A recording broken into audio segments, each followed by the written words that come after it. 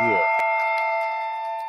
Their master, a man more animal than human, inhumanly cruel to other human beings.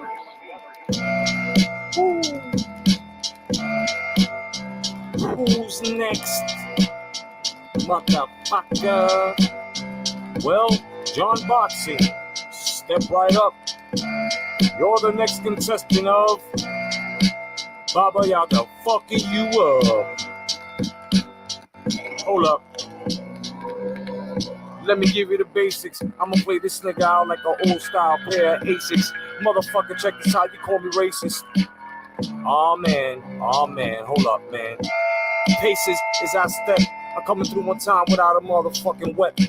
But my rep is well kept on this here. Word is born, I'm serious, like them fucking gangster tears. Yeah, I'm gonna fucking take you out of here verbally. I don't give a fuck exactly what you're saying. Performing surgery is what I do professionally. So I will fuck you up, indeed, indubitably. Say that a lot, you know why? Because that's just me.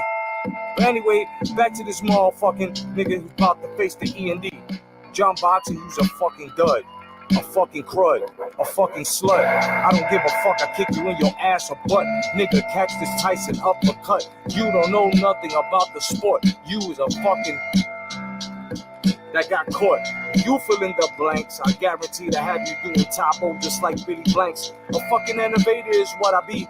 Nigga, I'll fuck you up without even fucking taking a breath so deep. That means running out of breath. You didn't understand, nigga? You know why the secret is kept. That you's a faggot, a fucking maggot. Understand why every time you talk, be in brackets. Because we gotta motherfucking quote you. Use a motherfucking slag, nigga. And I don't give a fuck, I put you in a bag, nigga. Use a motherfucking toe tag, nigga. So that's why you dead on everything and go and figure. Now when I said the N-word, it wasn't racist. But that's the way you gonna take it, man. Come on, man, face it. You fucking love everything that I do. You's a man fan, nigga. And a big cool. You fucking poo-poo ass motherfucker. You get flipped around, this world is like nunchuckers. You be trying to be down with the brothers, but we be rejecting you quick. Nigga, you can go and suck another dick. Not mine, cause I ain't ever a fucking gay lord. I don't give a fuck exactly what you gon' bring, so therefore, it's your serve, nigga. I destroy your court. Back and forth like fucking boats. Swinging back and forth on forts. Oh, motherfucker, sneakers going back and forth on courts, nigga. John Boxing, get off my dick. Fucking slag.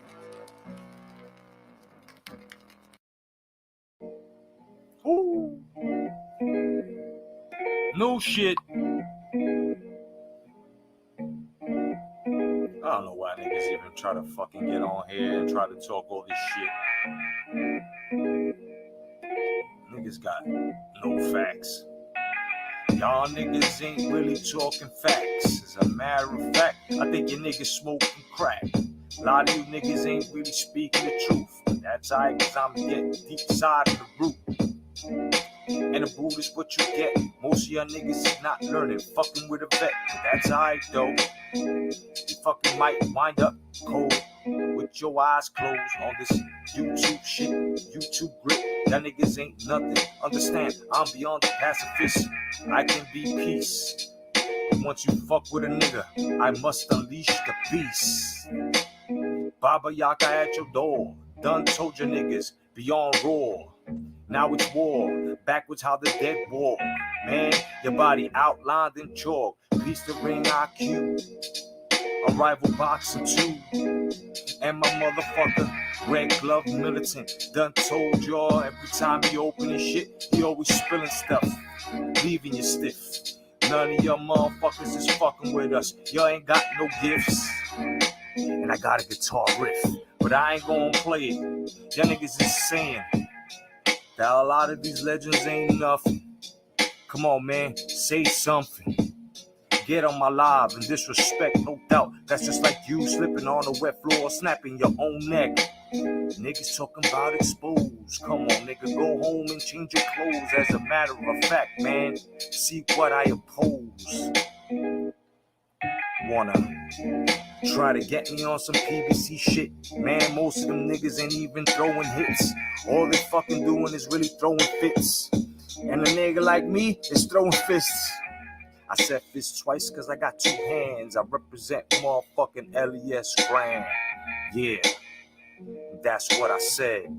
Peace to the Y, TBC, and most of y'all are whack. I'll say it again, none of y'all got facts. You wish you could. Hey yo, fuck the brotherhood. Hey yo, fuck the brotherhood. Hey yo, fuck the brotherhood. Hi. Fuck the brotherhood.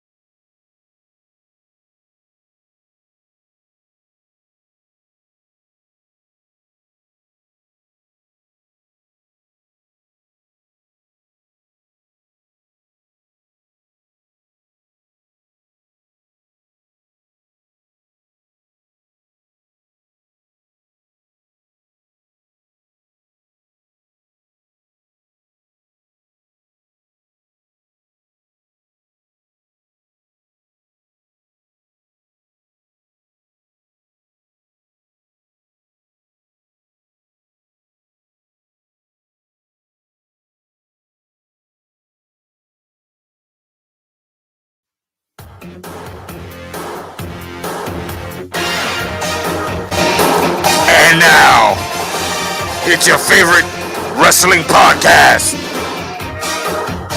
Elbows of the 80s,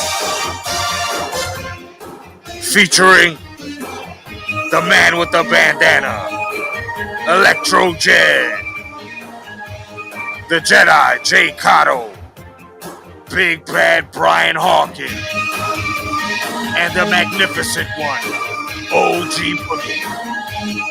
It's time, Wrestleheads. It's Elbows of the 80s. Yo, what's going on, motherfuckers? What's up? What's up? Chilling, brother. Another motherfucking week and another episode, man. How you doing, brother? I am doing okay. And just so y'all know, yeah, I'm in the middle of moving, so I'm hiding my background because you guys have seen my background, but it's all fucked up right now. So It looks right awesome. now, I'm cheating a little bit. I like it. It looks awesome, bro. But the other two horsemen, they got the bat signal. They should be joining us. But without any further ado, let's start the show.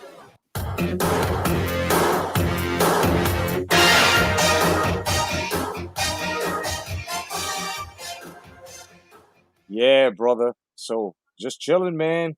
We've got a good stream tonight. We also got our freaking, what do you call that shit? Our sponsors. We got our fucking sponsors on deck. No doubt. I like to say peace to everybody, all you wrestleheads over here. Let's see, we got motherfucking Anthony Manzano. What's going on, Mr. Manzano? Of course, it's the Puerto Rican rum. No doubt. AKA Palo Viejo. What's going on, brother? And Andre Rodriguez. What's going on? The Steel Bandit. No doubt, brother. And we got Fabio Wardley. What's going on, Fabio Wardley? So, and Chris Jones. What's going on, Chris Jones, man? Welcome to Elbows of the 80s, where we give you wrestling information and wrestling insight, as well as a lot of how do you say? A lot of incidents that happen in wrestling that a lot of y'all didn't get to catch up in. You know what I'm saying? So we got it. You know? Oh, Fabio Wardley. Oh, definitely. Oh, I see he's one of those marks that came out of a rejected woman's fallopian tubes. I got you. No doubt. Yeah. So He's not. Wait a minute. He's not like one of these, right? yeah, he's one of those. He's definitely one of those. Oh yeah, definitely. Definitely one of those. But yeah, man, you know, we've got a great show for you guys tonight, man. A lot of things have happened in wrestling. And I'm talking about a lot of things really, really happened in wrestling, and we've got some wrestling news. Before we even get started, man, just want to say I hope everybody is having a great week so far. I hope things that are what's up, Justin Trouble. Ooh, yeah. I hope everybody has had a great weekend, and also will have a great week as well. You guys rock, man. Thank you. But on the other hand, we've got basically a lot of weirdos tonight. The freaks come out at night. My man Bruce Goes. What's going on, Bruce Goes? We're gonna have Bruce Goes on as an honorary guest. I just give him a couple of minutes to settle. If he'd like to get up on here, just let me know, my brother. But well, let's start off with this news, man. You guys, if you're not familiar, Becky Lynch, is basically the women's champion. She had a great return to wrestling, of course.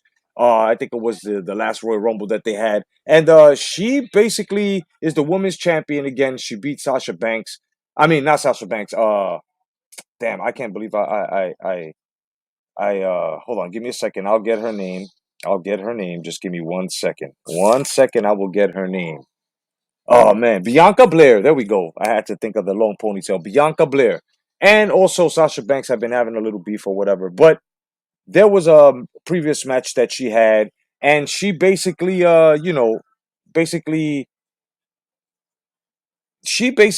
called The Rock and asked him for a little bit of permission. And what she asked him for was, she said, Rock, can I borrow the Rock Bottom so I can basically execute it for a finisher? Now, we're going to get into that, but a Puerto Rican rum brought to our attention, and we were going to bring up later on the program. I'd like to say rest in peace to Reggie Parks, which is an original WWF belt maker. This man made beautiful fucking pieces. And if I'm not mistaken, he's also made the Winged Eagle belt, the most famous, prestigious fucking title that was out there, And let me give the link to Mr. Bruce Gold here.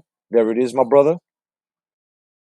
So basically, what we're looking at here is just basically ripping each other off. I mean, listen, I can understand. I have a problem with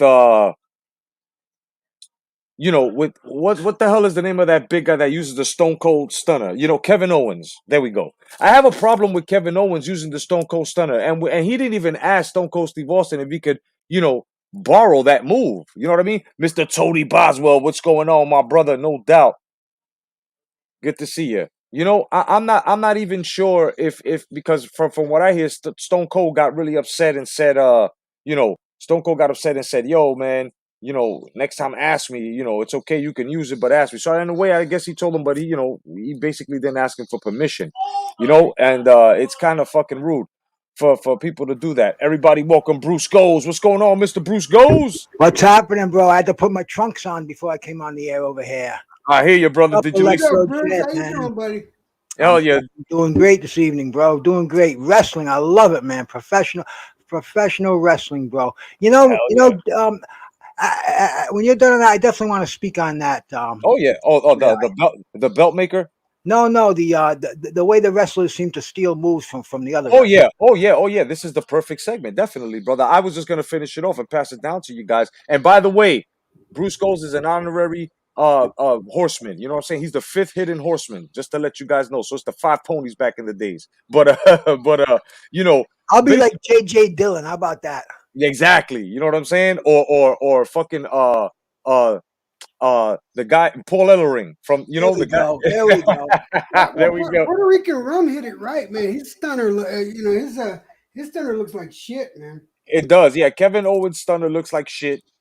I personally don't like when even if Becky Lynch did the right thing into calling The Rock and asking him for permission to use the Rock Bottom, it's still not your move. You know what I mean? The only 2 people to me in wrestling history that can have the same moves, well, 4 people, is Greg the Hammer Valentine and Ric Flair. They can have the figure 4 because they started off with that shit. And then you've got Bret Hart and Sting which is the Scorpion Deathlock or the Sharpshooter. Right after that, bro, there can be nothing. Oh, and the Chokeslam, which is Kane and the Undertaker, and that's a third party too. When we add in Sid Vicious, or Sid Justice, that's it.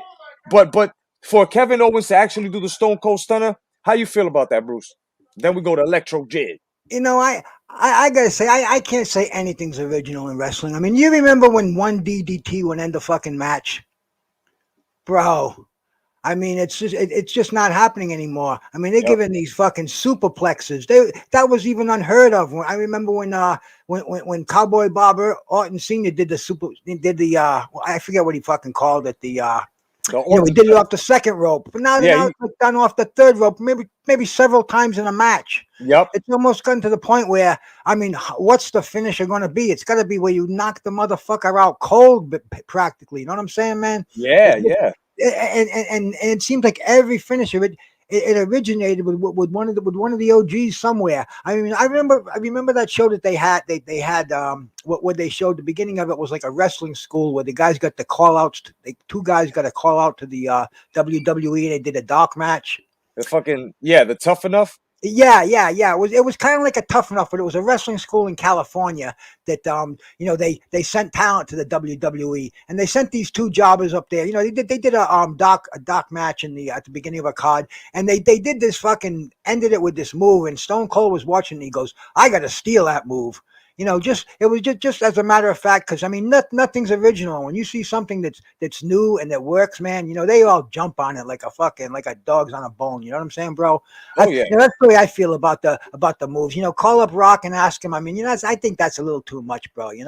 That's just my opinion. Yeah, no, you're absolutely right, man. I feel the same way. Real quick before we pass it off, let's answer this question real fast. Starting off with Electro, who owns the Boston Crab? To me, I feel that Bob Backlund owns the Boston Crab. How about you, Jed? That's Backlund's move.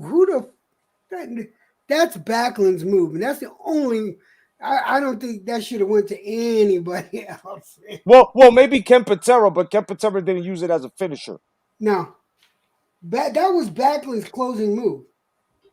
Yeah, exactly. That's why I called it. I was like, yeah, that only Bob Backlund. Yeah, that belongs to Bob Backlund. But let us know now. How do you feel, Jed, my brother, my fellow horseman, bro? How do you feel about these young guys not being innovative enough and using other guys' moves? Even though Becky Lynch called The Rock for permission, how do you feel, brother? No, to be honest, if the person they're asking is retired, I don't see nothing wrong with the move coming out of retirement if the originator is retired and don't plan on using it no more.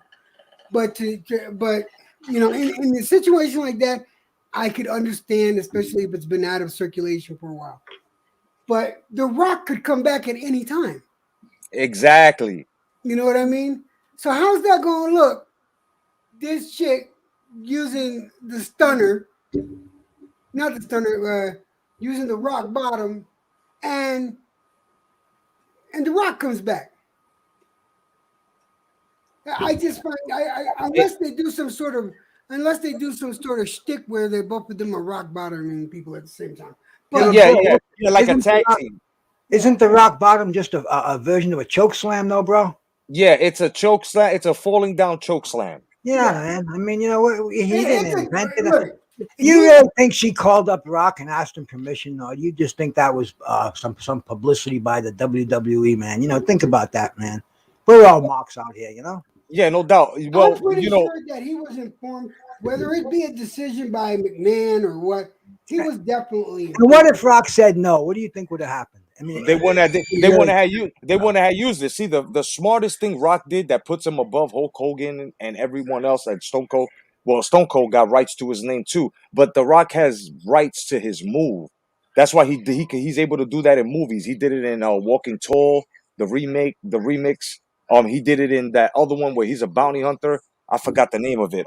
He uses it in his movie, so he copywrote that. He copywrote that. So I'm more than sure that Becky Lynch did ask for permission. It's only right, because had she used that without asking him his permission and they would have said no, the WWE would have been called Dwayne Rock's Wrestling Extravaganza or some shit. I don't know, Jedi. I think if it had gone to court, I think they could have brought in former wrestlers who used it. Maybe even some guy in a fucking wheelchair that said he invented it. Because Yeah.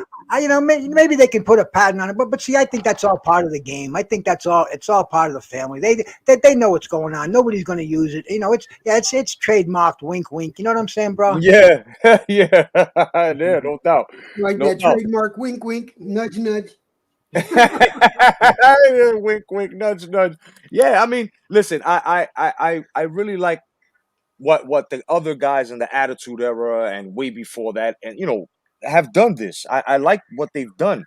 Me personally, what makes a wrestler right to me, besides the gimmick that he has and part of his shtick, would be the finisher. A wrestler having a finisher is a must. You must have it, right? We were grown to accept two choke slams within the division, right? Because they had big men. So let's just say they had Big Show and The Undertaker and Kane. So that's why they modified it and made other super finishers. And these were just modified finishers. So before The Undertaker will put you in, let's just say, the tombstone, he will give you the choke slam first. That's how you know he'll set you up. Kane's move was just straight the choke slam. The Big Show, he will give you a falling down choke slam, a fall away choke slam, not a falling down choke slam, So it's like, then they started with the super finishers. After the Attitude Era, these guys just are doing this. But so far, I've just been watching the recycled finishers, and I don't think that's good enough for them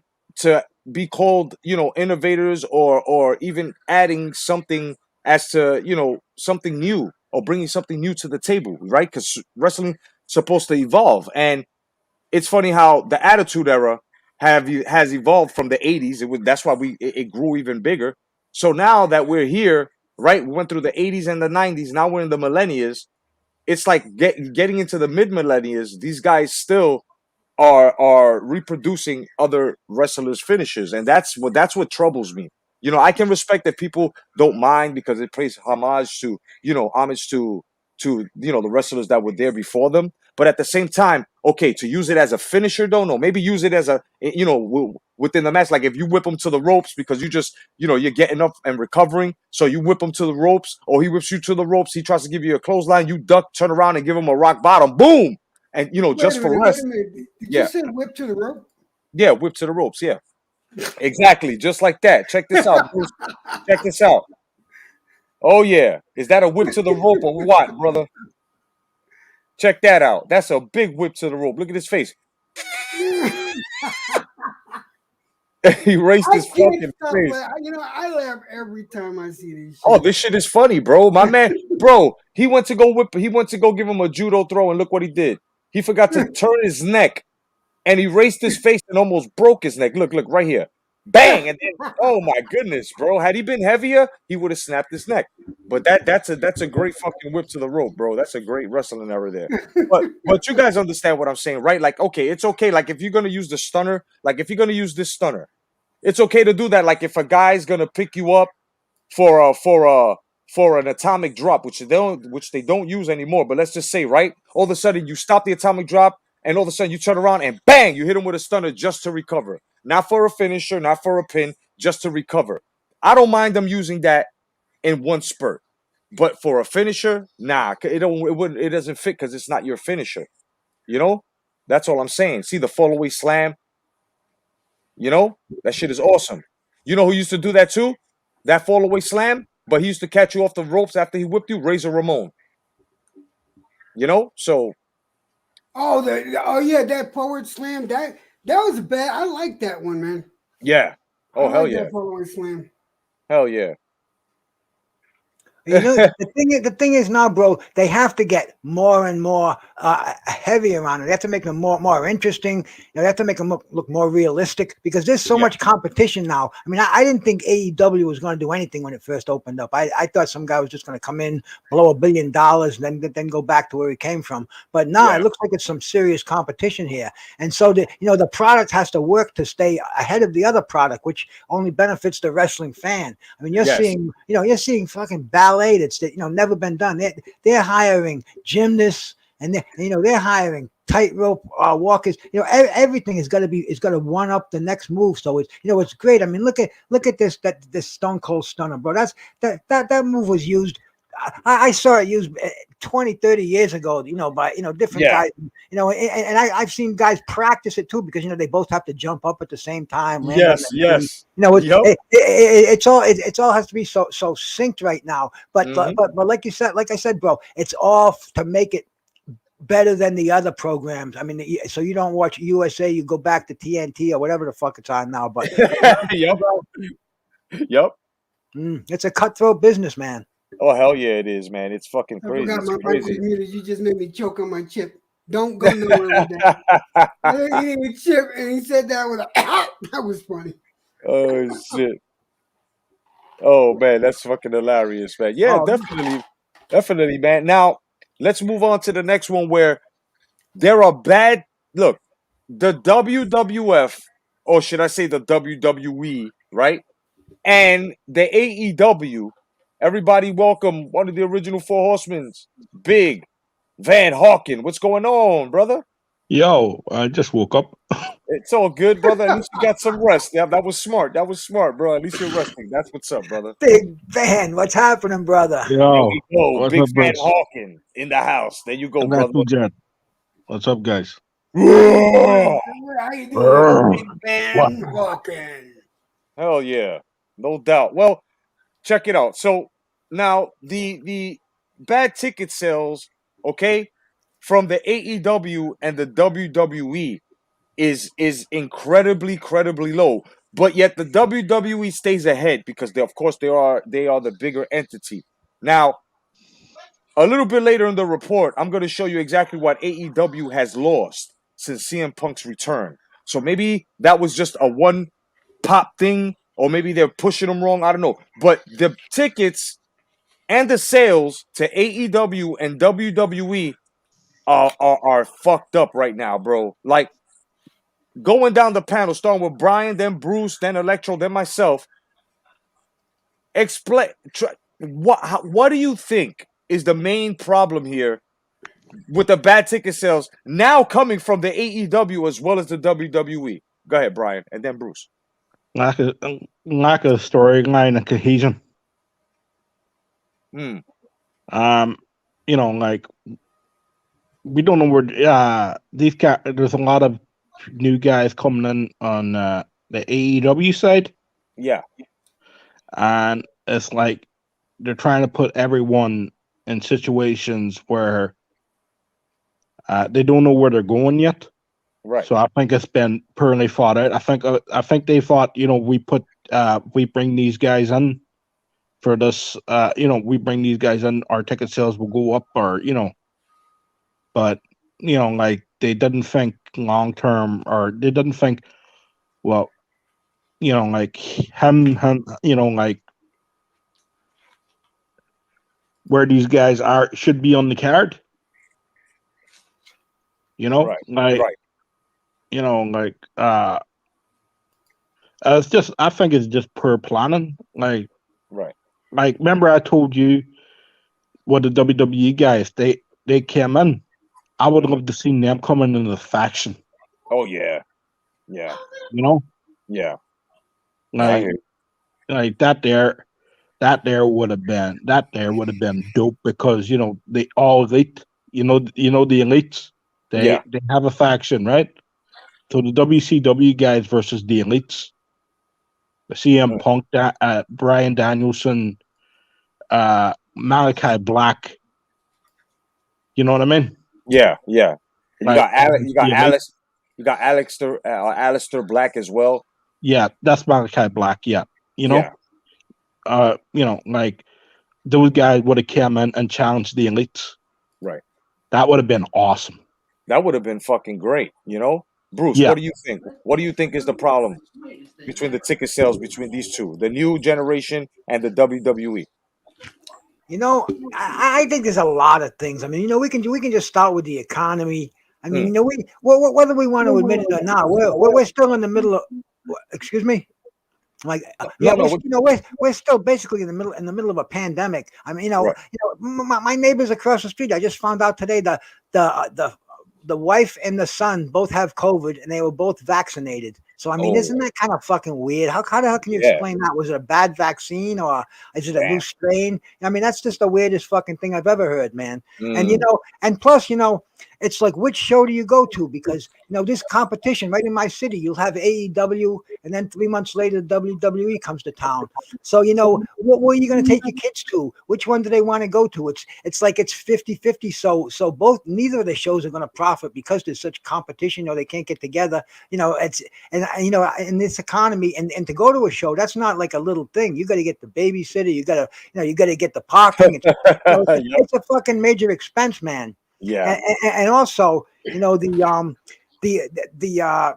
TV accessibility, where you can pretty much get the same quality product in your living room for minimal cost, sometimes even for free. So I think there's just so much competition where, back in the day, going to a wrestling match was huge. It would come to town and that would be it. It would be the WWE and everybody would be on the card. There'd be a chain match. There'd be Texas death matches. There'd be fucking blood. I mean, it was just a huge event. But now you can see the same. Somebody got their mic open, man. All right. No, yeah. Okay. So you get now you get a huge event. But it's just not as huge as it used to be, because the same thing is going to be on your local pay-per-view or the WWE channel, whatever it may be. It takes a lot to get somebody out there to spend the money it takes to attend a live card today. That's the way I look at it, man. Is that my microphone? It's echoing. I'm getting a terrible echo. I've muted it, so. Yeah, I have my mic muted. Yeah, mine was muted too. Yeah. But yeah, I'm getting feedback. Holy crap! What's going on? It's still mine was muted and it's still went on, so it's not on my end. Okay, hold on.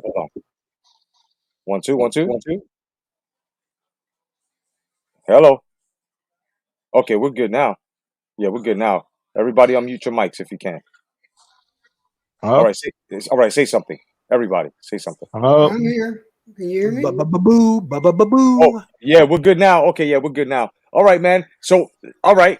Well, Electro Jet, what do you think is the problem, bro, with the bad ticket sales? Because Bruce and Brian, man, they made an excellent point there. The economy, it's not as low as it used to be. It's not as easy. Other people are fucked up with all this, missing work. So they really, what? And then Brian said as well with using the talent wrong and stuff. So what do you think, my brother?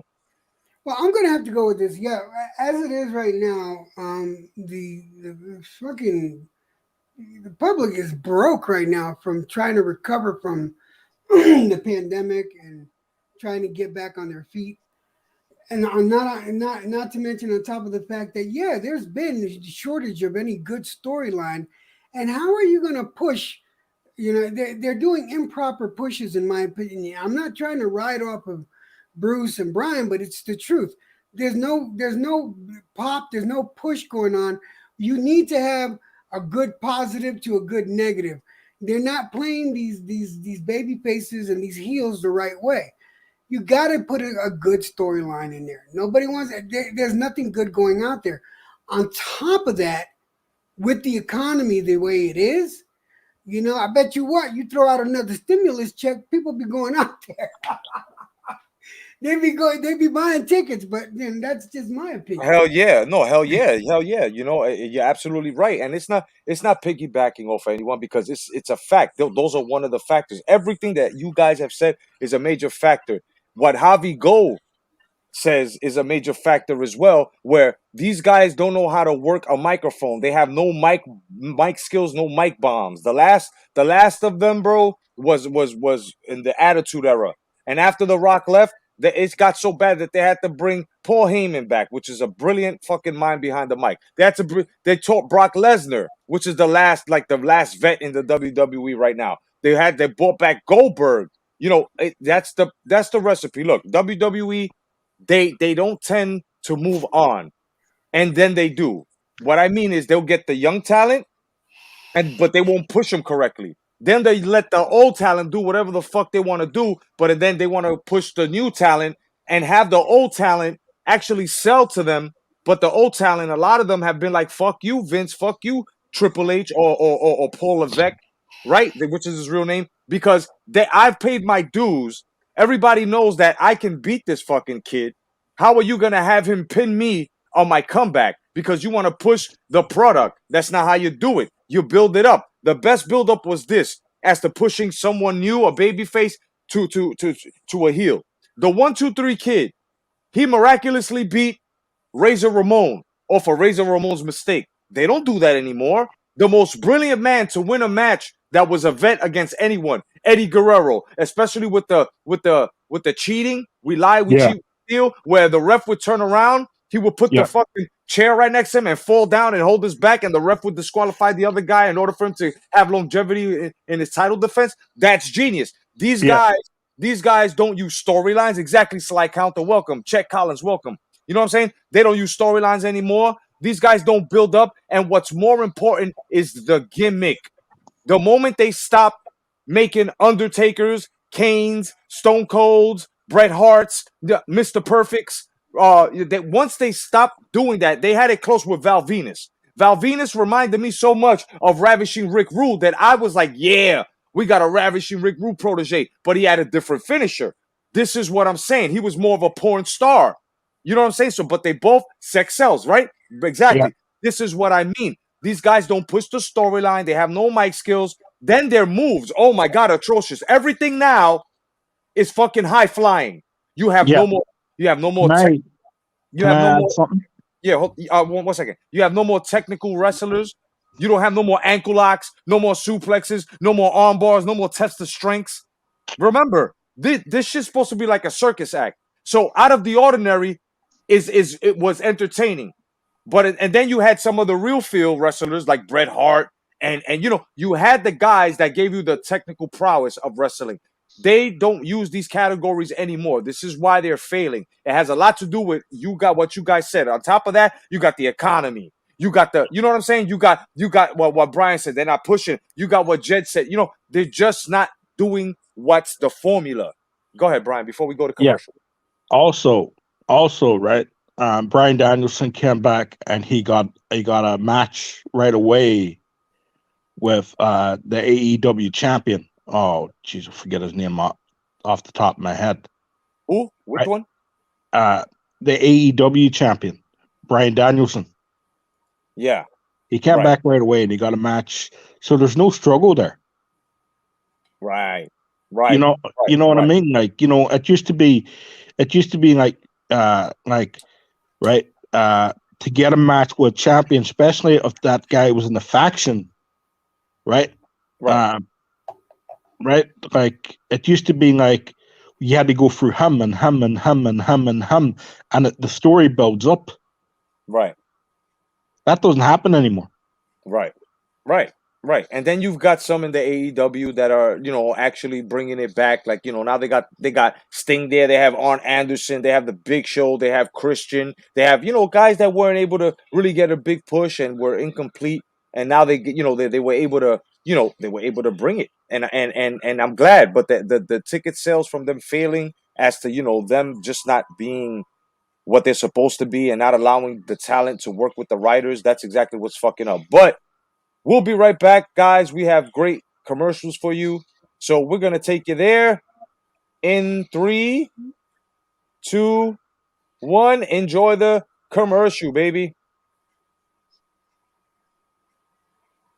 Thing ever. Right now, this guy has an office boner. For some reason, women keep trying to cover their lady prizes up. Sometimes they even wear undershirts, which is a real fucking buzzkill. Well, now some asshole has invented this new boob apron, which is like a piece of a shirt that women attach to their bras so they can feel like they're wearing an undershirt when it's really just a boner-killing tit kerchief. If you wear a boob apron, then you can look like a librarian, a receptionist, or someone who's allergic to parties. Why wear an undershirt when it gives you breast wedgie? And boob aprons are even worse. Ooh, look, I'm pretending to work. For some reason, a guy telling a girl she has nice hooters is bad. But boob apron takes all the fun out of a date in no time. Nice white wine, dick. Boob Apron has fancy fabrics and was made by slave children overseas, which makes wearing Boob Apron worse because now you support slavery. Life sucks enough as is, and at times, getting a peek at cleavage is all men have to look forward to. Why would anybody invent something to ruin a man's happiness and take away his dreams, regardless of what fucking colors this dream robber comes in? This is America, where we're supposed to make dreams come true, not take them away with a fucking fun bag napkin. Wouldn't this fake job be better if these girls could see each other's cleavage and kiss? Isn't life all about being proud of the gifts God gave you? Because believe me, if guys had boobs, we'd only leave the house to show them off.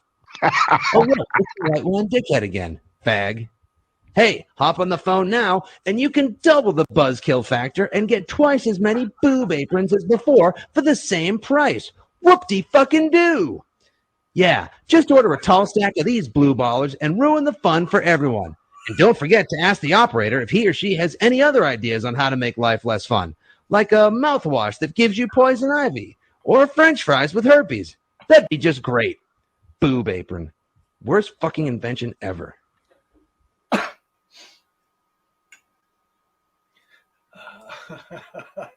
And we're back, no doubt. We have the greatest fucking sponsors.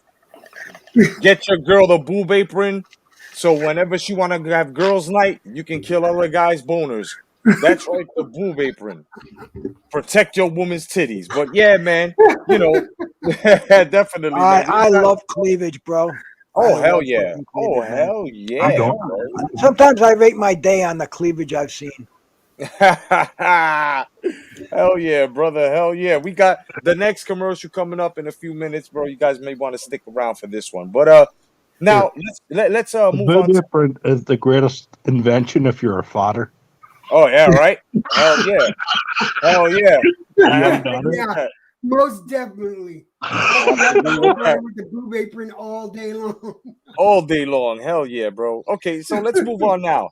Now, if you guys have been paying attention to the new gimmick that's been going on in the WWE with Roman Reigns versus Brock Lesnar, you'll notice that Paul Heyman, they've lowered his standards so much with this "Yes, my tribal chief" gimmick.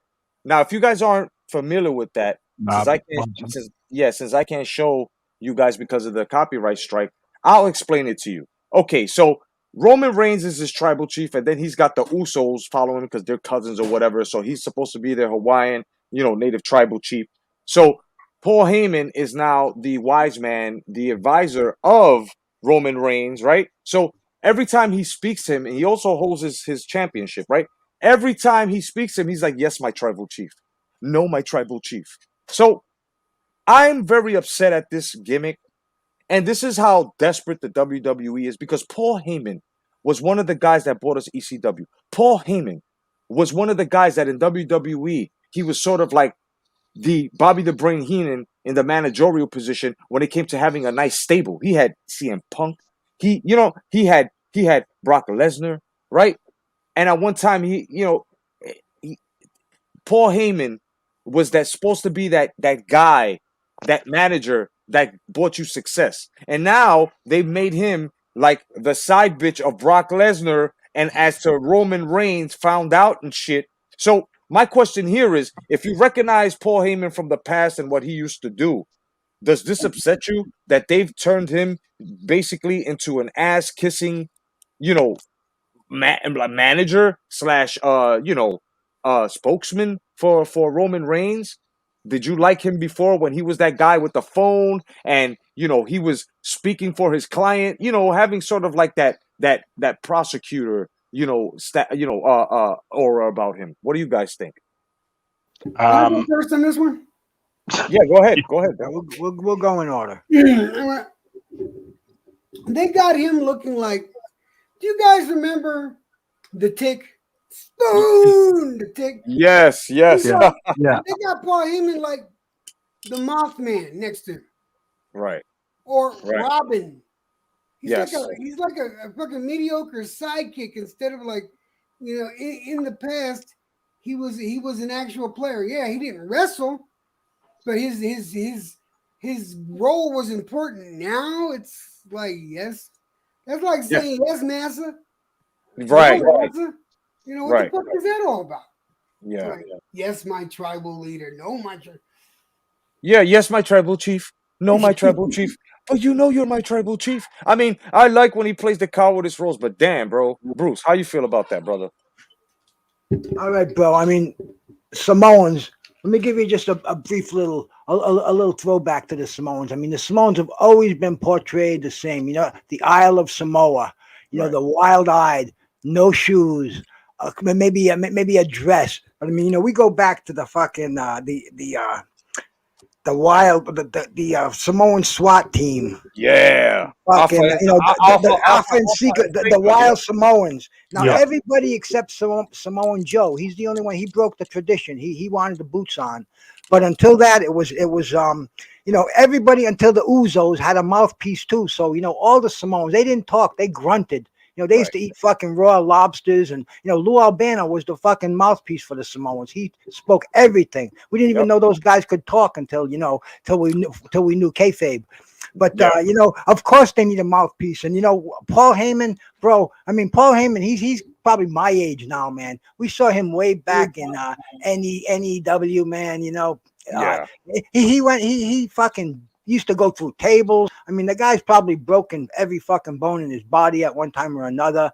You know, he probably 48-hour days were nothing for him. He was the bank, he was the treasurer, the secretary. You know, he's probably kind of fizzled right now. So I think Vince gave him an easy role. He's got the gift of gab, and yeah, you know, the Samoans, they need somebody like him to just be the mouthpiece, and that's what he earned the right to be now, man. You know, he's always been that, but he always had a major load to carry too. He was always an ass kisser. And I mean, Vince couldn't stand him at one time, swore he'd never have him come back. You know, they had head-to-head showdowns with the you know, with his NEW, NEC, whatever the fuck it was called, and WWE. But you know, never say never in professional wrestling. And now, you know, Heyman's got a tit job. He's doing just what he's told to do, and he does it good. He does a good job doing it too, bro. So you know, Right. that's.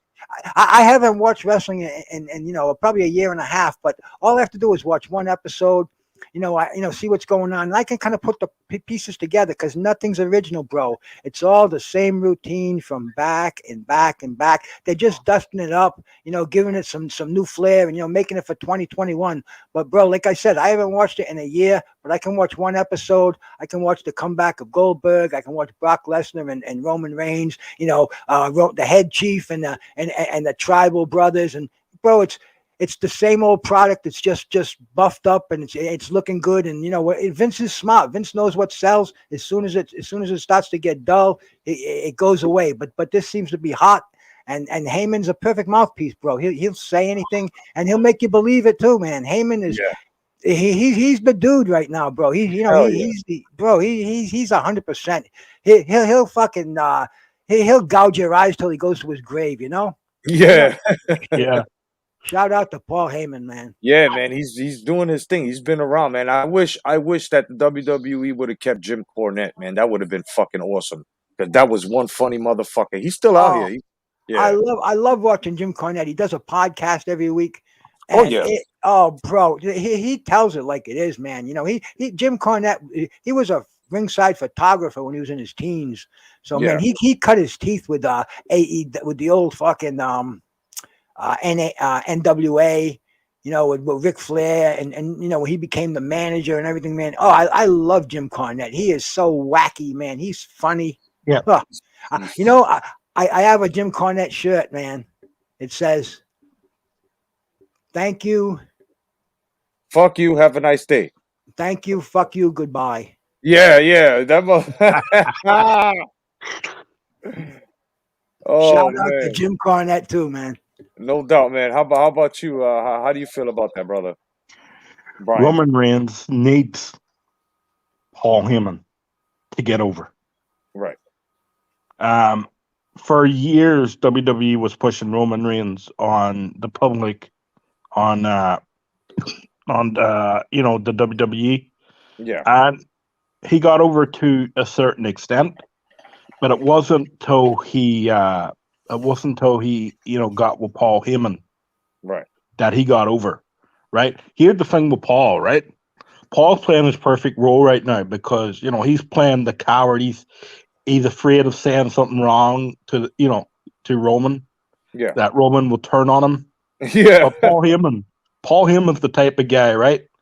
He will, he will be nice to you to your face. He'll tell you a fucking lie to your face just to get him over it. He'll never admit he's wrong. He'll always come out in that, he'll always come out in that way, right? Right. And then he would screw you over as quickly, as he would say, you are the best ever, Right. And he is going to go Brock and Finger facing each other, and Brock came out and said, he got me this match with you, blah blah, Yeah. And all this here, right? And of course Roman was pissed off, and basically he had him down on his knees and he said, "Why?" Finn calls him Wiseman, Roman calls him Wiseman. Yeah. Wiseman. Who is your allegiance to? Right? And, right, like at all the side crack, and right, and he does a freaking promo last Friday night in SmackDown saying my only allegiance is to Roman Reigns. I told you you were gonna take the Undertaker streak and all this bullshit, Yeah. And you did. And I'm telling you can't beat Roman Reigns. But if Brock Lesnar beats Roman Reigns, I guarantee you he'll turn. Oh yeah. Yeah. That's who Paul definitely. Heyman is, right? That is who Paul Heyman is, and he is a brilliant character, and he's playing his role right now to perfection. He is. Yeah. Here's the thing: you can give Paul Heyman any role, and he will play it to perfection. Yeah. Yeah. A lot of wrestling guys that I speak with, they're sort of upset because they expected him to be one of those guys, before. Remember when he was with Brock Lesnar, that was the role. That was, he's the man, he's the mouthpiece. But it's just like I feel like they've dimmed him down a bit, like a stooge, Yeah, but the thing is, he'll play the fear card. He'll play the fear card perfectly, and then when you think he's got nowhere to go, he'll find somewhere to go. Right. And he'll switch up on Roman at some point. He'll betray Roman at some point, and it'd be absolutely hilarious to see what happens. Yeah. It's fucking crazy. Like Roman thinks he's playing him, he's playing Roman. That's. I'd like to say something, just to represent our missing horseman. I just want to say that I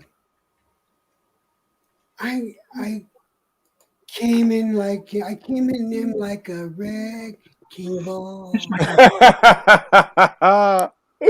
Yes, ladies and gentlemen, that is Hulk Hogan on a wrecking ball. That is the show's mascot. I just cannot let it be known that just because Goldust is not here doesn't mean we're not thinking about him. Definitely. This is for you, Goldust. We got wrecking balls for you. Peace to Mark Adams, who just joined us. My man Joshua Littlejohn, Check Collins, Sliding Counter, Chris Jones, of course, Zoogie. What's going on, Zoogs? No doubt, Boxing MMA 365. Welcome, gentlemen. Welcome. So, before we go to commercial, I want to let you guys know that when we come back, you're going to hear the most shocking thing that's ever come out of Ric Flair's mouth, and you will disagree with it. We'll be right back, guys. Hey, I'm Kyle, here to tell you about an amazing new product, the Jizzle.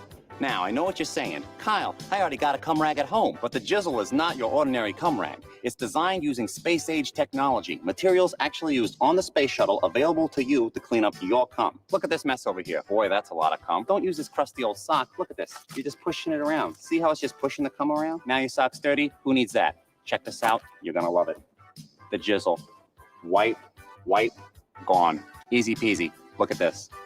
See all that cum? Splooge on the carpet? No worries. Just simply lay the Jizzle over it. Apply some pressure like that. Look at that.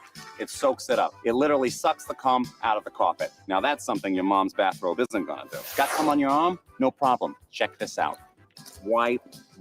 Cum's gone. You can go out to a fancy restaurant, not have to worry about it. But don't take my word for it. Listen to some of our satisfied customers. That's great. I mean, I have 4 teenage sons at home. I couldn't live without it. I have one for the car, one for the boat, and one at home. It's great on camping trips. The Jizzle is a miracle. Guys, you're going to spend $20 a month on paper towel and toilet paper to clean up all your cum. But if you act now, you'll get not one, but 3 Jizzles for the low payment of $9.99. Order the Jizzle today for $9.99. No CODs. Welcome back, no doubt. The Jizzle rag. Get yourself a Jizzle rag. It works for, whenever you're fucking backed up and your wife don't want to give you no ass. You know what I mean? All you young guys who just experienced, doing what you got to do. Get yourself the Jizzle rag. Definitely, man. So, I must say, the Jizzle does work. Oh, so well. We need gold. Those stuff. Definitely. All right. I want you guys to listen on in to exactly what Ric Flair had to say about Randy Savage, and Jim Cornette weighed in on it. Check it out, fellas. Well, Jim, are we ready to disappear? We have one last question here this week. Well, I got one last answer. This was sent to cornydrivethru@gmail.com from Gorilla Ventura in Montreal. And he says he's sorry about the Mets. Thank you, Gorilla. I recently reread Ric Flair's autobiography and was surprised by a comment he made about Randy Savage.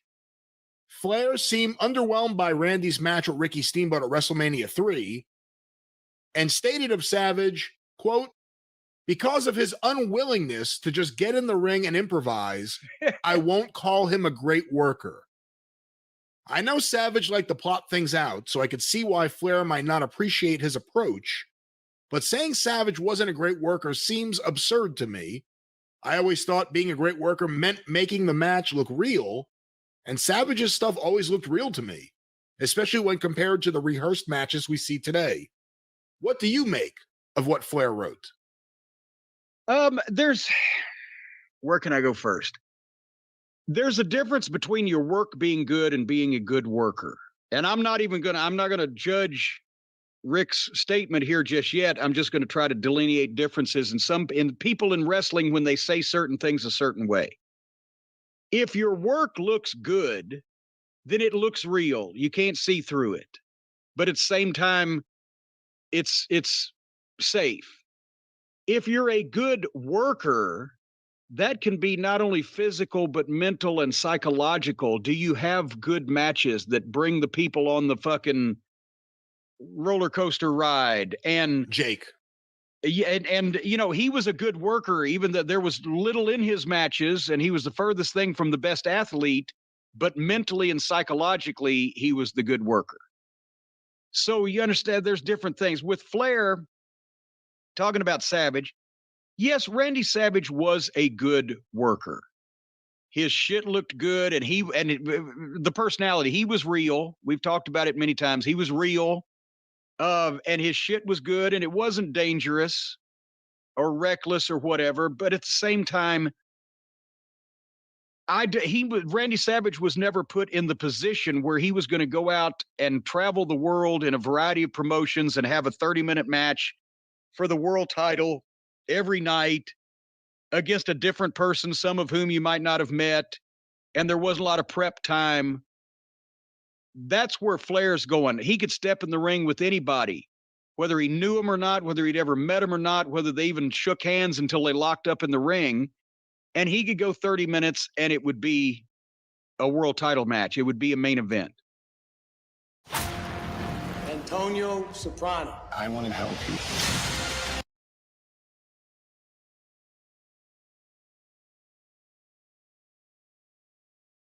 Savage in the WWF was in a different place where he was, he's working with Hogan some, and that wasn't going to be 30 minutes or fucking hard hitting or impromptu.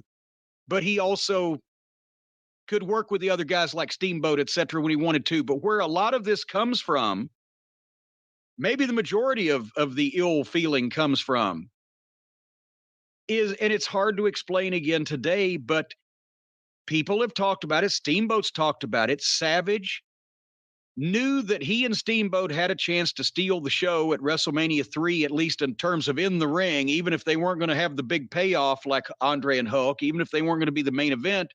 they could be what people remembered.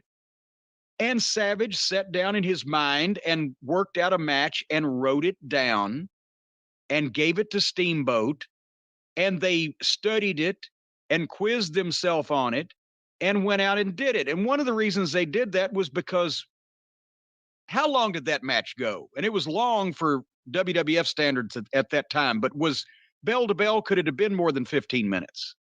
Because nobody in those days got the chance, like in the NWA, like in Crockett, to go out and have a classic 30-minute world title match like Flair and Steamboat, whatever, or Flair and Wyndham, or et cetera.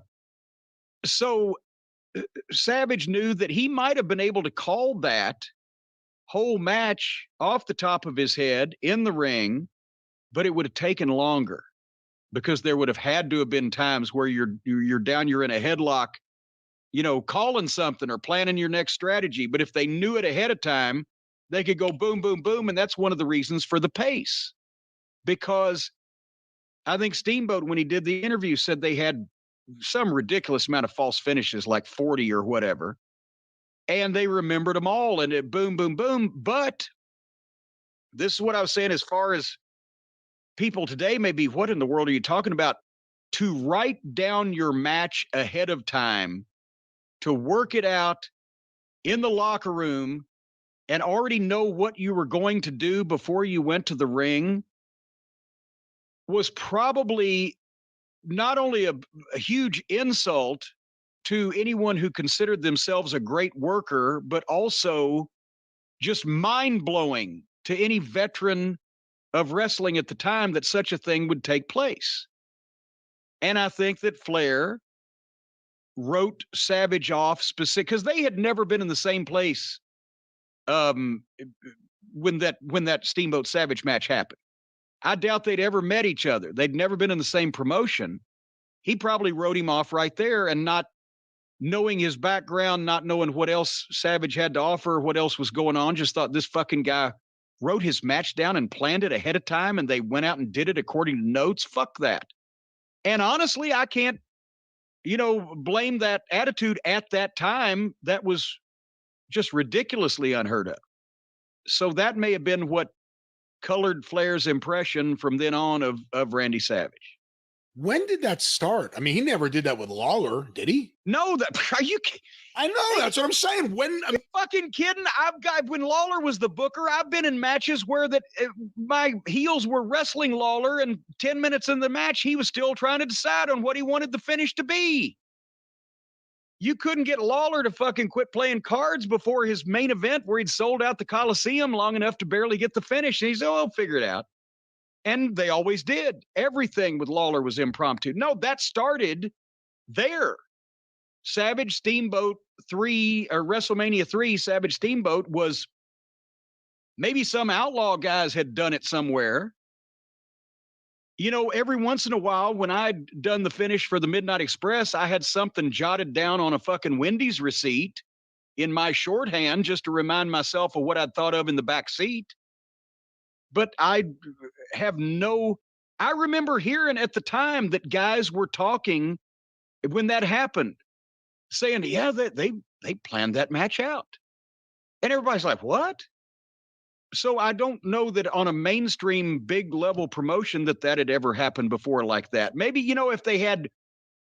if there was a situation where there was a celebrity or some pro football player or some big freak giant, somebody from outside the business, and they say, okay, this has got to be short and it's got to be exact and we can't let people see through this, then they had done something like that. But amongst two main event guys, I'd never heard of it before.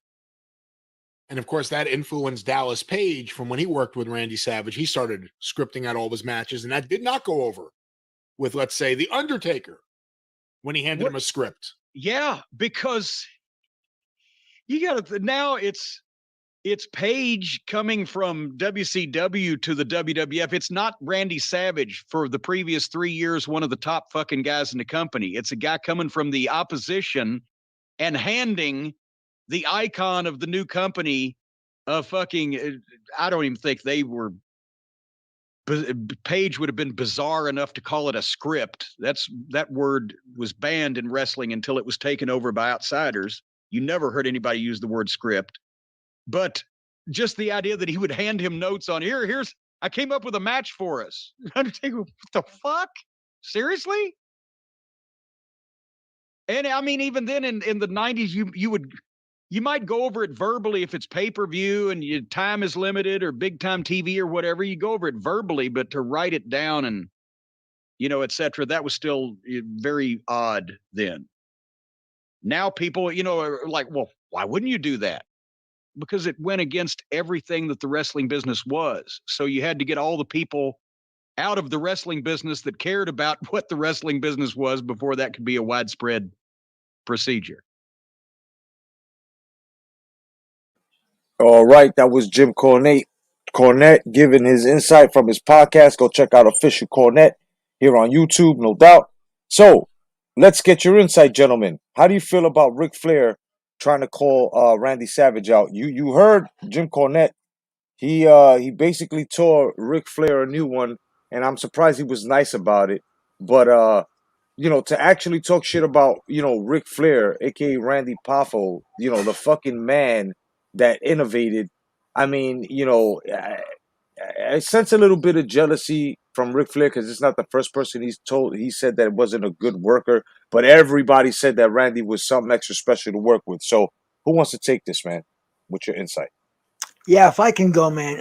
Go ahead, Randy was definitely a worker. I mean, not only in the ring, but Randy was on all the time. I mean, can you imagine Randy in a bar? You'd think he'd be turning around like, shake your hand. Dude, he'd be Randy Macho Man. You know it, bro. He was on 24/7. And even the stories we hear about the way he treated Miss Elizabeth.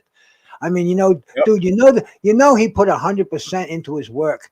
Maybe he wanted to get that match with Steamboat down just right. I mean, because we're still talking about that match today. And it was like Jim Cornette said, that the ugliest word in wrestling is scripted. Bro, they just don't use that word. But hey, man, if he had to get it together in the locker room with him and he wanted to get everything perfect, what the fuck, man? Macho Man is, oh yeah. But what the hell can you say about him? I mean, and didn't he beat Ric Flair for a title? Yes, he did. WWE title back in the 90s, bro. Yeah. Yes, it was. Mean, so they work together, man. I just can't see how Flair can say that, man, about somebody like especially somebody who's passed away. That's right, man. That's right. No doubt, man. All right, Jed, how do you feel about that in the comments, brother? Okay, self-explanatory there. You want to choke the shit out of fucking Flair for saying that. I knew you'd understand that one, man. Yeah. Shut up. Why you talking shit about that man? Word. And now a word from the Iron Sheik. Ric Flair, you son of a bitch, you! You talk shit about Randy! Randy not here to defend himself, you motherfucker, you! Thank you, sir. Thank you. Hell yeah, man. So how do you feel about that, though? You have any words, Electro, before I pass it to Brian? Yeah, man. Honestly, I mean, of course, coming from Ric Flair, of all of these motherfuckers, Ric Flair, really, he's got some fucking brass balls to talk shit. As much as he wouldn't push motherfuckers, right? Unless he favored you, because he had some no-namers that he would favor, that he would push just to make himself look good. And you know this because you've talked to a couple of them. You talked to at least one that he would, he wanted to make himself look good, and how he made himself look good is make the guys in the ring with look good. But as far as pushing another big name, what's his record? What's his record for real? I mean, he doesn't like pushing people. Right. Exactly. This is just in line with the bullshit that he pulls. Which is why I feel like that. Yeah. Ric Flair, you fucking jabroni, you talking shit about brother Randy. You are a piece of shit. That's right. No doubt. No doubt. Brian, let's That get your one. word on it, Yeah, brother. like for the time, right? The scripted thing probably might have been unusual, right? Right. But it's what Randy did to make his matches, right? I don't know at the time if he understood it or not, because back then, as Jim Cornette said, scripted matches was not was not a popular thing, or not a today that's all they do Right. today. So Randy, you could say, right, Randy was ahead of his time, right? Because Mhm. that is the modern thing today. Everything is scripted, everything is planned out beforehand. Before these guys step into the ring, everything was planned out to a T. Right. Right. So you could say Randy was a revolutionary. He was ahead of his time. Yep. An innovator, big time. Innovator. Yeah. That's how I look at it. At the time they mightn't understand it, but today it is wrestling. Oh, yeah.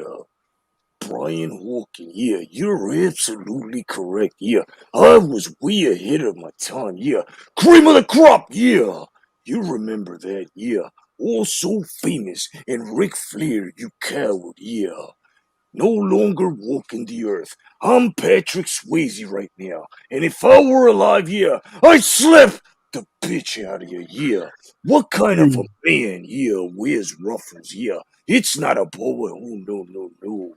You broken the only rule. Dig it, yeah.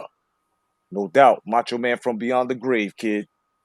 So I have to disagree. We all disagree. And especially the chat, they're going crazy. Look at them, bro. These guys are like, how the fuck you talk about a dead man? And we fucking believe you. You know what I'm saying? We will roll with you with that, because it's basically a sin to say some shit like that. Even if Macho Man was alive, the shit would be something like a sort of like a hate speech. Macho, what you doing? What you doing? Oh, yeah. And let me tell you something else, yeah. What kind of a man, yeah, grabs a stewardess, yeah, and flings his little prick all in her fucking face, yeah. All right, give me the fucking damn, son. That's true. Macho Man never was distasteful. Like Ric Flair was, and drinking, and Macho Man outside was Macho Man, but he was also classy, and he had battles with Elizabeth and shit, but ultimately it was Lex Luger who fucking killed her, right? Because she had an OD while they were shooting up in his fucking house. So it is what it is, bro. It is what it is, man. Before we go to our very last commercial break, I want to talk on exactly what you guys are familiar with, The Miz, right? The wrestler The Miz. Oh, for sure. I was thinking about him today.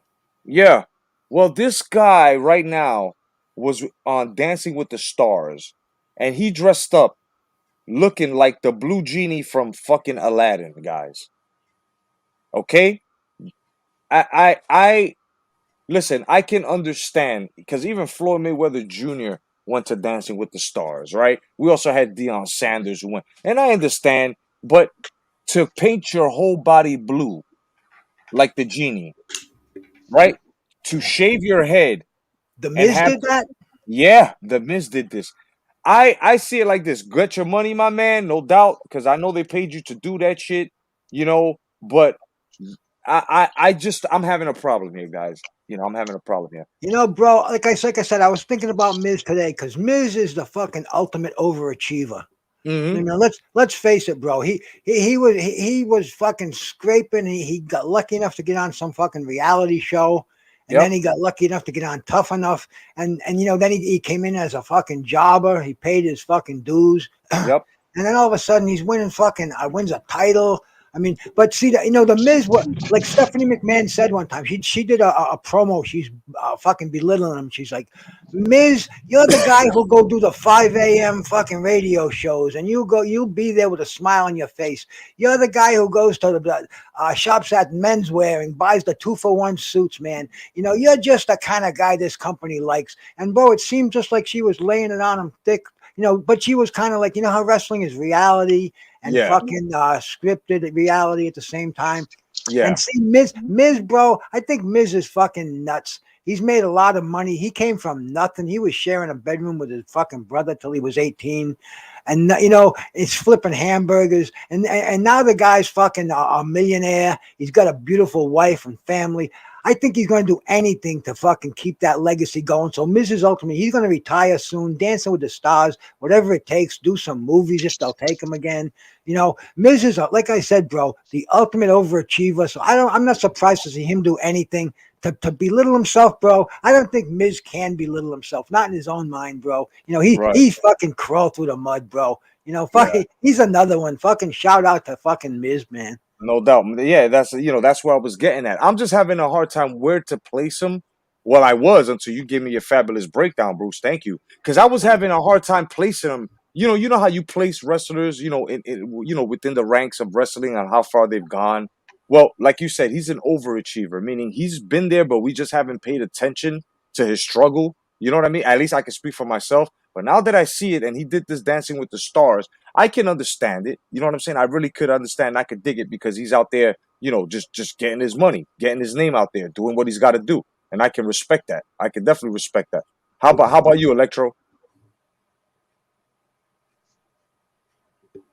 Let me just say before Jed goes, man, the thing is, bro, he's goofy and wacky, but we're talking about him. And probably everybody is who watches Dancing with the Stars is saying, who is this fucking weirdo painted blue?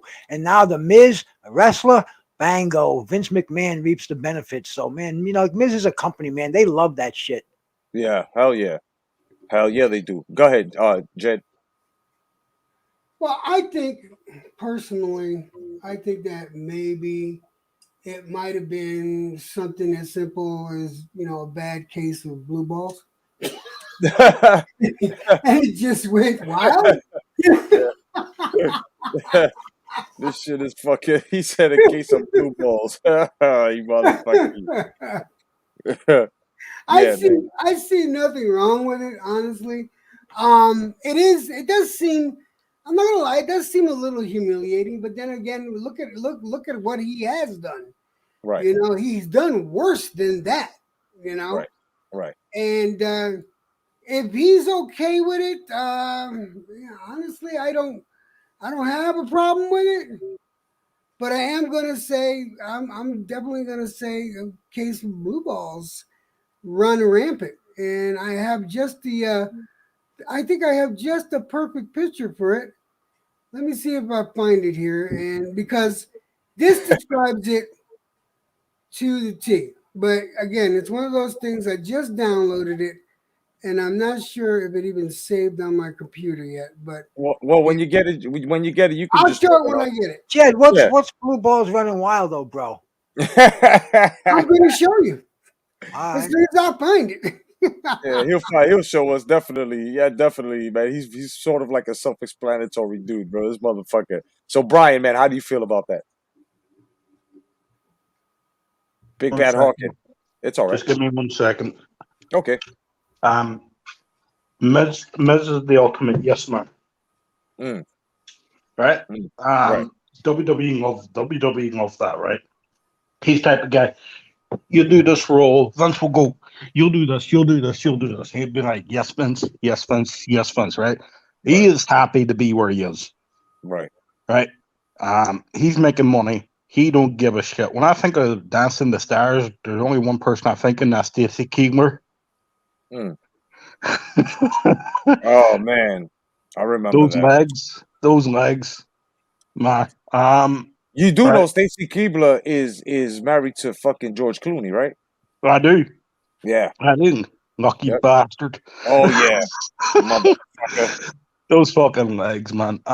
Right, but yeah, he's the type of guy. He's just happy to be where he is. Right. He will do anything Vince McMahon tells him. He will put himself in any rag Vince McMahon tells him. He will put himself in any storyline Vince McMahon tells him because he's a yes man. Right. He's happy to be there. He's making money. So yeah, like that's what Vince, or that's what he is, right? He just the ultimate yes man. He's a company man. Right. And yeah, he has embarrassed himself again and again and again and again and again. But you know what? He is the one getting paid. Mm. You don't give a shit. Yep, he doesn't. He really, really fucking doesn't. No. And it's fucking crazy. All right, well, we're gonna go straight to our commercial break. You guys hold on, and we'll be right back.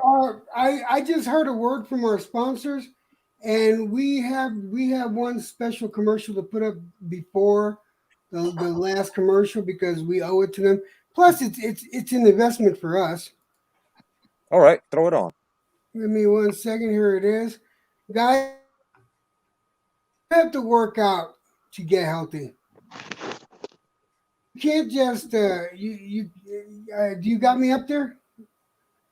Put it on the other. There we go. You go. Yeah, you gotta work out, guys. You need new material, Jed. You guys want to be like fucking? Well, actually, we'll let Jed do it. I mean, we'll let Brian do it. Go ahead, Brian. Do you guys want to be like Daniel Bryan? Yes. Do you guys want to learn how to strut your arms up and down? Yes. Do you guys want to be a part of the Yes movement? Yes. Yes. Then join our titty lift. Yes, right, our titty lift. All you do all day is stand under a babe with big tits and learn to do the Yes movement like Daniel Bryan. Yes. Because And let me tell you something, brother. I'm Hulk, and I lift titties all day, brother. How do you think I got my pythons to turn into anacondas? Right, Brian? Absolutely. The Yes movement. For $9.99, you can join the Yes movement. That's right. For $9.99 a month, you can join the Yes movement. That's right. And guess Join what, today. guys? And guess what, guys? It's Mike Tyson, and I tell you right now, not only do I lift those big old bags of titties, I also use them for speed bags. That's right, guys. Get the whole total tit workout. Get him, Brian. I would just I'd just like to interject in here. Being the godfather of the YouTubes, I just want to say that I can guarantee that we're going to make you some boobs you cannot refuse. That being said, we can deliver these boobs to you, to your house, for the low price of $9.99 a month. Every All I month. got to say about that is yes. Yes. Yes. Yes. Yes. Just say yes, guys. That's Everyone right. in the chat, say yes. That's right. Order today. And now to our regularly scheduled commercial.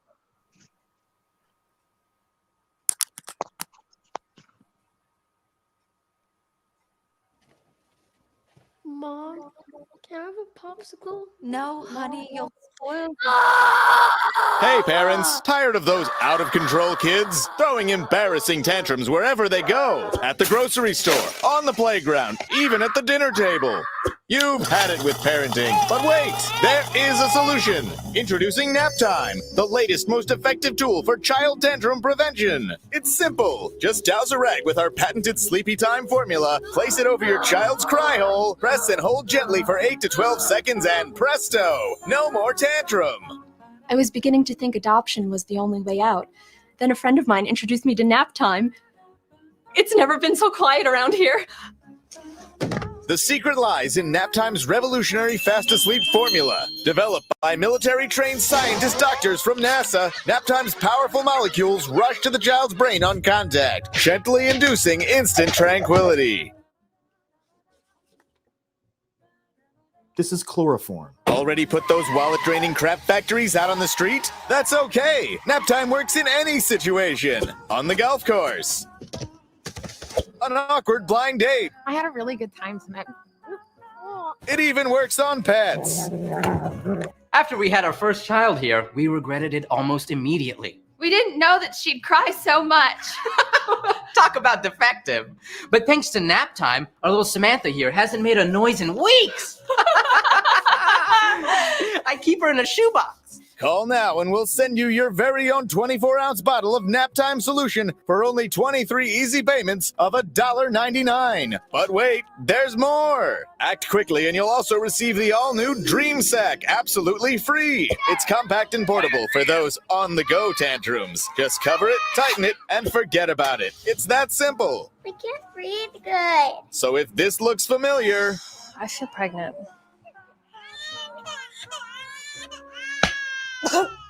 then don't wait. Order today and join the millions of Americans who just can't stop saying, thanks, nap time. Thanks, nap time. Thanks, nap time. Nap time, when they just won't shut up. Nap time is not legal in the following states.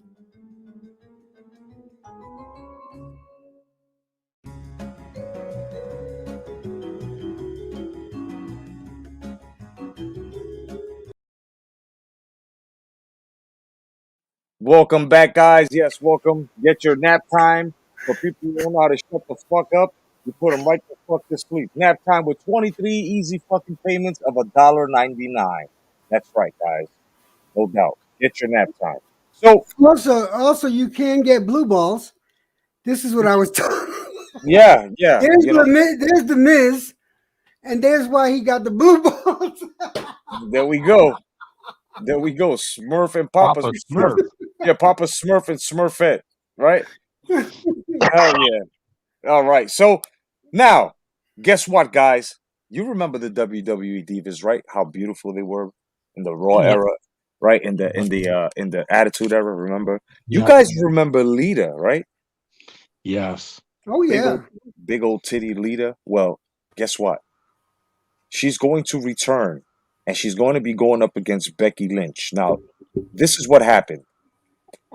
The WWE is going to have an event, right? An open house event over by where Lita lives. And Becky Lynch, they had asked her who would be your dream match, for women's, and she said Lita. And Lita just told her, well, if you're around the neighborhood, give me a ring. I'll be more than happy to bust your ass. And all this carried on Twitter. So what do you guys think, man, about Lita coming back, man? Yeah, she's still gorgeous, by the way. Lita is still banging. My goodness. How do you guys feel about that? I got to meet her out here at a Comic-Con, man. Nice. She came out here for a Comic-Con, and I didn't get a picture of her because I was like too interested in somebody else, but I wanted, because I thought Lita, I still love the shit out of her because she was like one of the first ones to really do all the big, acrobatic moves that the guys did. Yeah. And I loved it. Plus that fucking thong, man. It was Oh yeah. Oh yeah. The way she wore them pants on her waist and shit like that. Oh, bro, she was gorgeous. Gorgeous. Lita was gorgeous. Oh yeah. Oh yeah, she was a troublemaker too, bro. Man, you remember the fucking Matt Hardy and the Edge thing going on? Yeah, bro. That was fire, bro. Bro, remember when her and Edge? And you guys remember when she did her honeymoon with the Edge, when they went undercover on Monday Night Raw that night? Yeah. They went to bed in the ring, bro, and they were right down to fucking naked, man. They were relying. And that was live, and you could there was some nip slips in there, bro. She kept the thong on, but she took the fucking bra right off, man. And they threw that out.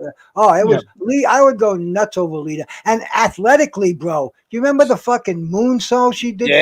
Bro. Shit. Remember when she almost broke her fucking neck? Bro, it was like, I think it was against Tori, maybe. It was one of them fucking Trish Stratus. It was against Trish Stratus. There we go, Trish Stratus.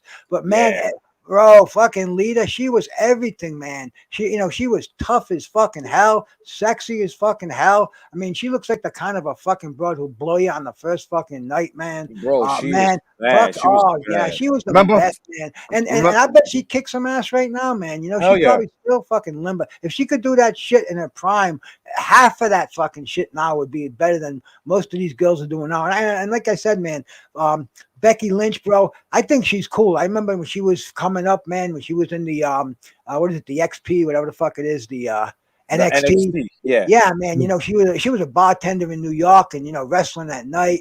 Wrestling when she had nights off, and she's a tough bitch too, and sexy looking, man. her and Lita, man. Oh, Oh that's yeah. heaven for me, Oh yeah. bro. Hey, you know what was nice to me? You know Not what was Becky, nice to but me, fellas? Remember this when Edge and her was doing some X-rated shit in the ring, and like the way she was tonguing him down and shit, and the way he just kept peeling her clothes off of her till she was like in her bra and thong, and then that's when Vince McMahon came out and stopped, and everybody booed. I remember that Yeah, shit, bro. man. Yeah, That's man. She when was good wrestling old was days. really The good old going to the days. cutting edge, bro. hell yeah. If that was done, today, could you imagine the cancel culture on that bullshit? Oh yeah. Yeah, Oh yeah. just right.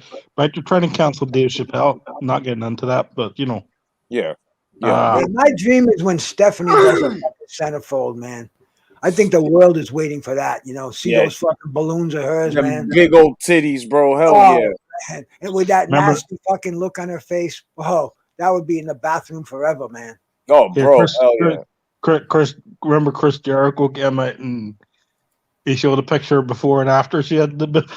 Yup. I Oh remember yeah, that yeah, shit. yeah. I Oh remember yeah. that. Hell yeah, I bro. just like to say that this is the official initiation of our brother in arms here in our joining the Four Horsemen. This is how you get kicked in. There he is. There he is. There we go. Boom. There you go. You are now officially in the Four Horsemen, my That's friend. right. Bruce is an honorary Bruce is horseman. an honorary horseman right there. There What the you fuck go. is that? What the fuck is that little thing, man? Is that a person? That's you. That's a midget. Yeah, that's a midget. That's you. That there's bro, part of the Four you're Ponies. closer to midget than I am, bro. I'm no fucking midget. Yeah. But now you are an honorary horseman, getting Yes, kicked sir. into Oh, the. I'm honored. Thank you, man. Thank you. No doubt. No doubt. Hell yeah. Hell yeah. Well, Look at it's all about facts, comedy, and fucking wrestling here. So Yeah, I'll tell you that right there. That's new shit. I've never seen that go down, man. That's not taken from the past. I don't know where that fucking came from. That's going to give me nightmares, man. Well, at least That this little isn't motherfucker. new. Is that a midget wrestler right there, bro? Yeah. Yep. Motherfucker, man. Whew. Check it out. Check it out. Check it out. Look Bruce. at Cody saying, "You okay, bro? You okay?" Yeah, I saw that till I got sick, but that was great there, man. So we watched that like so many fucking times. Hell yeah. But Hell man, yeah. look at that little dude, like sandpaper face. He probably goes back there, tries to do a line, and nothing happens. I know. Definitely, bro. This is the number one meme on this show. Motherfuckers love this right here.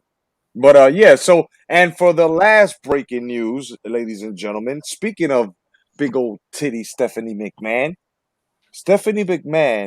has been inducted into the WWE Hall of Fame as she is the first woman executive to be entered. So congratulations, Stephanie McMahon. You know what I mean? I And her congratulations. boobs. Hey, Jedi, this is weird, man. I mentioned Stephanie McMahon, and then all of a sudden it's Stephanie McMahon leading in. And there was something earlier that was funny. I think I mentioned something. I can't remember which one it was, but that bango, the next fucking segued right into it. It's almost got this fucking weird feeling of the fucking the old wrestlers just fucking poking Exactly. us what to do, bro, man. Exactly. Exactly. Very cool feeling, bro. Elbows of the 80s, man. Salute.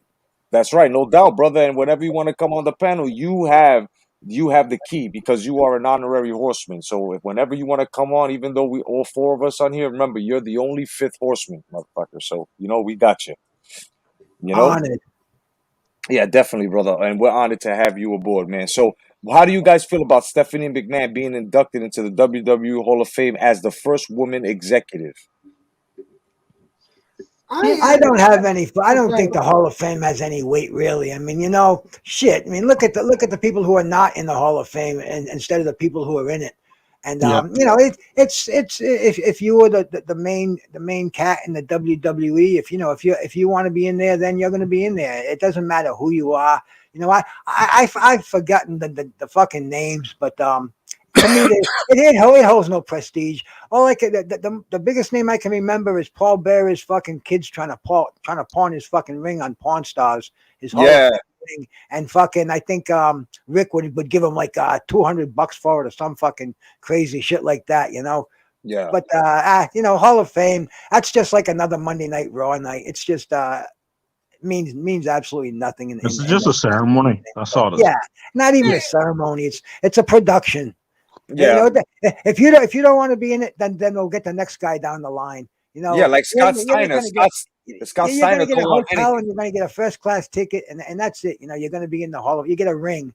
I mean, if you don't want it, the next guy will get it. But they'll go down the line until they get every person that you can remember who ever had anything to do with the WWE, ever any Hollywood star who ever came in, any rock and roll star. I mean, they'll get them all, bro. They'll, you know, every fucking former fucking tag team champ from from when television went on, from when it became the WWF, and then you know, they have to, because it's already a gimmick they can't stop doing. So there's no prestige in that, bro. That's just the show must go on.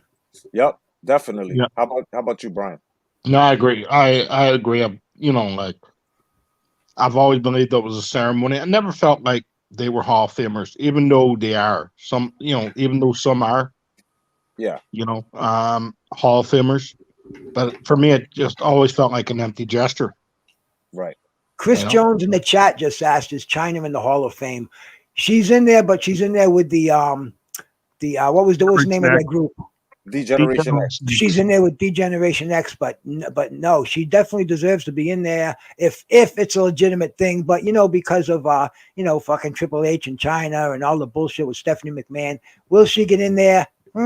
Maybe if it sounds good, but you know, there's no justice or anything like that. You know, maybe if the fans all write in, which they probably have, which doesn't mean shit. They all go in the circular file, so you know. Yeah, That's a good question, but it's kind of a silly question at the same time.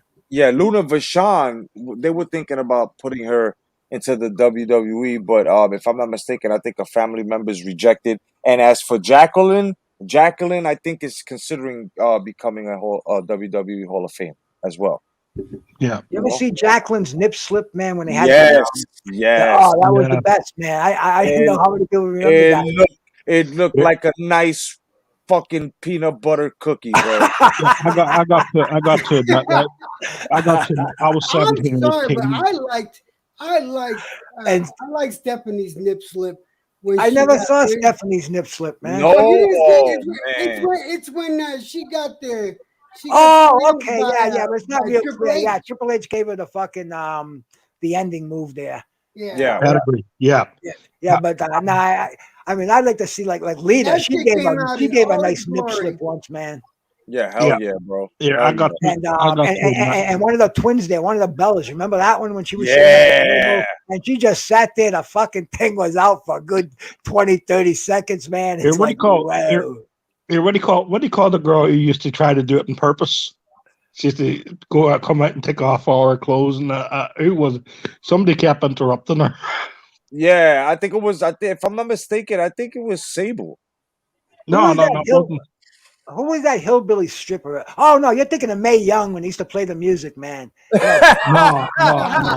Start stripping and they go up there and fucking wrap her up before she gets through. No, fucking Mae Young, bro. You're talking Here- about a hero, bro. She take a fucking. There was a young girl. It was There was a Kelly young Kelly. one. Kelly. Anthony Manzone says Kelly Kelly. No, there was a young one. This is back early 2000s. This is probably 99, 2000. Was it Maria? Was it Maria, the redhead that's now in AEW? Maria. Yeah, Right. right. Maria. She was a fine little thing. Yeah, I remember. You know who? Right. She was getting Jerry King Lawler at the time. Yeah.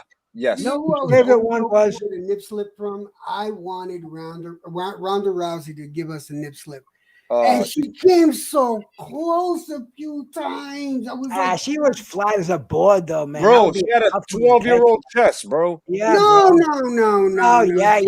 She's okay. You remember She's not Tyree huge, Buck? but I like fucking Ronda Major Rousey. Guns, bro. Oh, Major Guns, man. I got to admit. And you can Google her and you can catch her nude right down to the shaved fucking clamshell, man. Yeah. Bruce knows. He knows.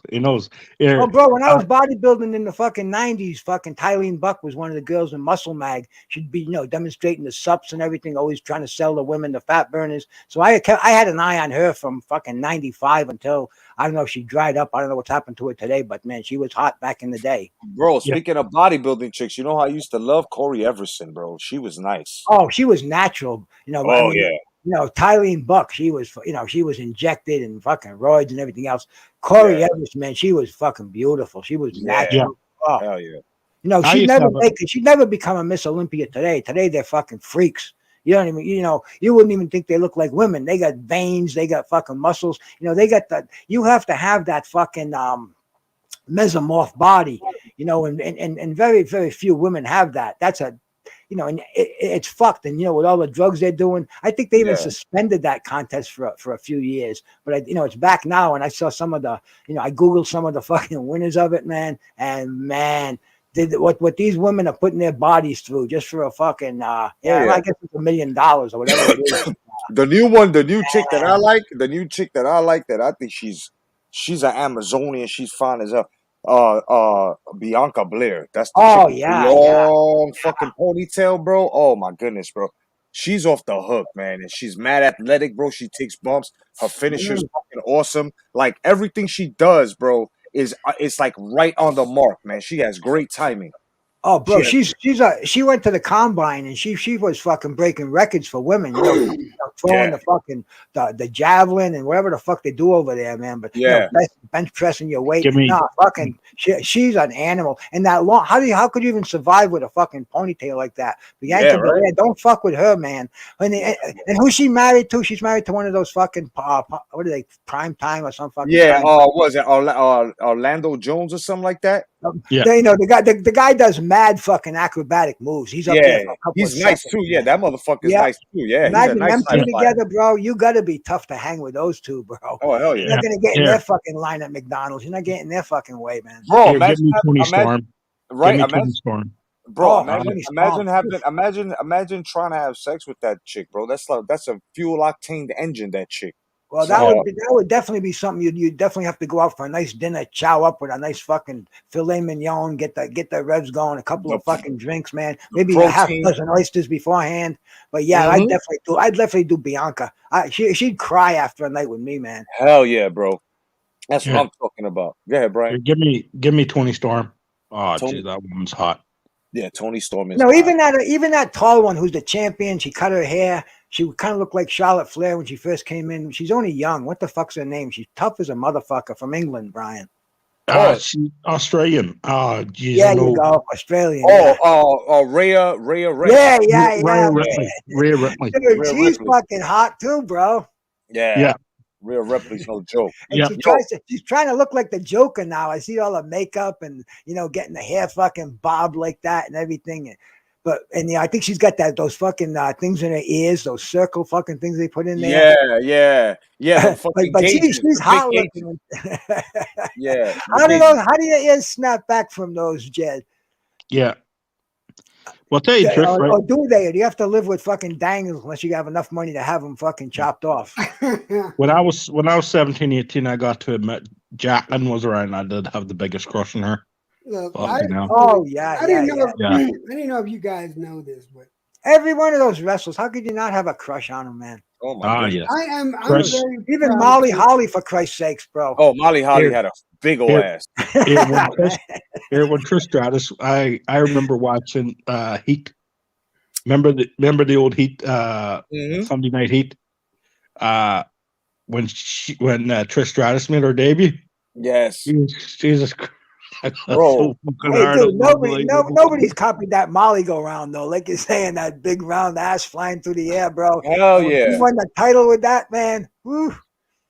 She just had that country girl fucking face. Looked like she was ready to go gather the eggs and fucking cook the bacon. Yeah, Molly Holly, and she's still. I still read about her once in a while. She's teaching school somewhere, and she still, has fond memories. I think she might have even come back for one of those classic, those battle royale, legend battle royale. She came back for the Royal Rumble. Yeah, that's one the of those women's Royal Rumble. Yeah. See, that's the thing, man. I haven't watched a match from a card from beginning to end in a couple of years now, but yet we can get up here and talk about it just like we watched it yesterday on the tube. I mean, Alexa Bliss, man, Christ, she's not a fucking pants breaker, for Christ's sakes. And no matter how she dresses, I remember she was doing that goth fucking thing with Rotundo's kid there. Bray Wyatt, yeah. Bray Wyatt. I just know him as Rotundo's kid. I always forget what the fuck name they're using on these guys. But they're all like second generation, third generation. You know, wrestling's like the mafia, bro. You know, you try to get out, they pull you back in. You know, The Rock, he's never gonna leave it, man. He'll make millions in Hollywood, but he's you know, rapping now. The Rock is rapping now. The Rock is rapping now. The Rock is. He's rapping. He's rapping. Oh, fuck him. Yeah, whatever he does, but he'll never leave wrestling, man. You know, it's in his family. It's in his heart. You know, he's loyal to wrestling, and he knows it. Eventually, that's where the fucking money is. Where, you know, whatever happens and anywhere, and he's already an established major man in Hollywood, but he never let go of his wrestling roots. You know, like he said, he came back, fucking the thing with John Cena. They didn't even wrestle for a year. Yeah, Still came back, headlined WrestleMania, and he had half the country cheering for him. You know, John Cena couldn't understand why people were sick of the All-American. It was fucking great, man. The storyline, fucking The Rock, man. He's no fucking fool. Far from it, bro. That was good shit, man. I need some water. It was, man. OG Boogie, I think, had stopped by the name of the Counting Dracula. I'm not sure where he's at, but we're about to end the show. But I just want to let everybody know, man. Listen, on my channel, those guys that know that I rap, you can go check out the Baba Yaga's playlist. It's called Baba Yaga, The Pencil Kills. And also check out my my zombie horror, basically audible story that I have made with sound effects and all that. It's called The Land of the Brave. I put up the opening and chapter 1. Go check it out. It's available on the playlist. And as well, go check out Electro Jed's channel, as well as Mr. Brian Hawkin and Mr. Bruce Goes. Please go check out his channel. And of course, we've got on the late run-in, the magnificent one, aka Dusty Sausage. What's going on, brother? Yo, what's up, man? Hey, I gotta say, I was a little short today. You know what I'm saying? That's why I came in at the back end. You know? Oh, yeah. Yep. Hell yeah. But it's all good, brother. You know what I'm saying? You know, people have responsibilities, and yes, even little people too. You know what I'm saying? I understand. Right. Yes, we can. You know what I'm saying? Exactly. I didn't understand that. Dusty Sausage. That went over my head. Oh, yeah. Oh, yeah. Well, you're lucky that my brother ain't here. Goldust, my little brother. Shit, he would be all in that sausage in your, let's say, back end. Hey, Dusty. What do you think about Gail Kim? The female wrestler, Gail Kim. What do you think about her? Because I think she was gorgeous. Is that Dooku Kim's sister? No, that's Dooku Kim's great-great-grandmother. I mean, great-great-grandchild. Great-great-grandchild? Shit, look here. I'll wrestle her anytime, you know what I'm saying? Wrestle her in the ring, in the bed, in the bathroom. You know what I'm talking about. Bro, Vince was fucking anti-Asian. That's why she had to go, man. They said, you know, keep her around. Vince fucking did not like think about it, bro. Look at his fucking schedule, man. My brother, Big Bruce. Check this out. Brother. Look, check this out. Yo, Jedi, can you do me a favor? Put my thing up. See this? I am Asian. You know what I'm saying? I'm Asian, but I got black in me because I can take off my shorts and it's black in these, girl. No doubt, Dusty Sausage. And for the last question of the night by Mr. Anthony Manzano, a dear wrestling brother and fan of ours, he asks, do you guys think that Lita gets overlooked in terms of her looks because she does not fit the mold of what Vince McMahon was attracted to, because he preferred most of them to be blonde bombshells? Mm-hmm. I mean, Lita got a big push, you know, regardless of her being an auburn, you know, / dyed, you know, colored, you know, hair colored woman. Lita was pushed. I mean, that's why they would have her in those segments in her thongs and shit, like, because she was very attractive. The problem is, yes, I see where you're getting at, Mr. Manzano. You know, Vince always pushed the blondes. He gave Trish Stratus a big push. He gave Sable a big push. He gave Sonny a big push. I bet he gave And them more than just motherfucking a big Chino push. gave Vince a push. What I happened? bet he gave them a push. Yeah. Yep, you know what I'm saying? I could definitely agree with that simply because, blondes are gorgeous, bro. Who the fuck who wouldn't want blondes? But this Damn is right. Because see, I used to tell this blind chick, hey, there's something dropped in the floor right there. She'll go bend down. I said, no, you gotta get closer to the floor, girl, because you know I'm short. You gotta get closer to the floor. So as she's bending down, looking at the thing and trying to look at it, I'm looking behind her skirt. I'm like, get down. That thing big. I love blind girls. I ain't saying y'all brilliant, y'all some geniuses. Bro, I am so non-racial when it comes to the color of a woman's hair, man. Yeah, that's right. Fucking, you can't tell the difference till I'm upside down. That's the way I say, man. I'm telling you. Hell yeah, bro. Dusty, All right, man. Like an upside down apple cake. Dusty, I have a question for you. How is the new workout going for you?